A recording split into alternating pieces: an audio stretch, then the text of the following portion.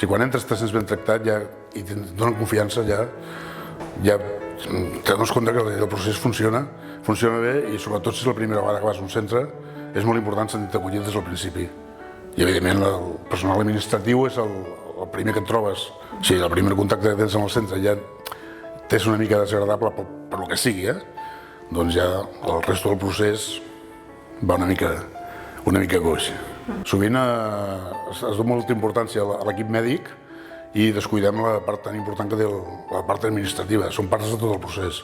És molt important per mi, i tot l'equip, ja sigui l'equip des de la part dels vigilants, la part de neteja, el càtering, per descomptar l'administratiu, que com he dit abans és la primera persona que quan arribes a un centre t'atén, i per mi és importantíssim. Home, a mi m'han tractat bé. Jo crec que elles haurien d'estar molt reconegudes, perquè quan tu arribes a un centre sanitari moltes vegades no vens en molt bones condicions perquè no et trobes bé o perquè estàs preocupada, per tant que darrere a l'altre cantó del taulell hi hagi una persona que et tracta amablement, crec que per al pacient és molt important i crec que elles haurien d'estar molt reconegudes. Quan arribes, que és la primera persona que et trobes, és la cara amable de l'administració.